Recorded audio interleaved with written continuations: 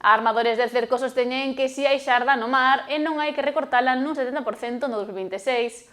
Apuntan tamén que no caso de reducir cotas tería que facerse en función da cantidade asignada a cada barco.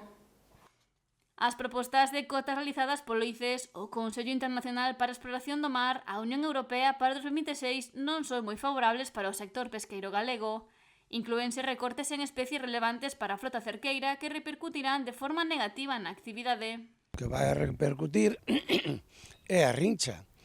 Se é que din que van a baixar un 70%, non ten sentido. Non ten sentido, porque todas as especies recorren ao mar.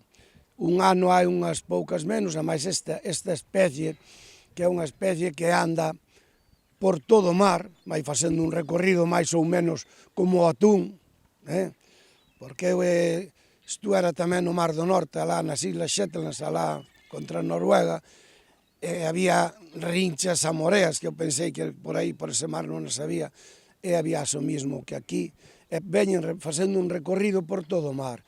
Estes anos que a rincha por falta de comidillo, por calquera cousa, o peixe foi, estes últimos 2 anos, vai un pouco máis aforada. Polo que a flota pequena non o está a capturar. Porque non se acercou tanto a terra, pero non é porque non houbera recurso. Os biólogos teñen tamén de ser un pouco o que está pasando. Se o peixe non vai nas 60 ou nas 70 brasas ou en máis profundidade, os barcos, estes pequenos, estaban pescando sempre de 20, en 30 ou 40 metros de profundidade. Vai o peixe máis aforado. Polo que sea, non o sabemos. Ahora, non se debe de baixar, se lle queren, non debían de sacar nada.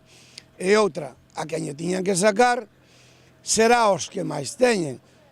Non pode ser que Finlandia, Noruega, Dinamarca, Suecia, os que teñan uns topes garrafales, tendrán que baixarlle máis os topes a eles. E apuntou que non se debía de sacar nada aos pesqueiros que teñen un pouco de cota de cada especie. Ou sacar un porcentaje según según a cantidad que ten cada barco. Como lle vas sacar a un barco que ten 15 toneladas ou 20 toneladas, o mismo porcentaje co que levou o doble ou o triple camín, ou cos máis pequenos. Eso non é normal. Eso non é xa normal. Outra cousa que está que o queren facer fatal. Fatal.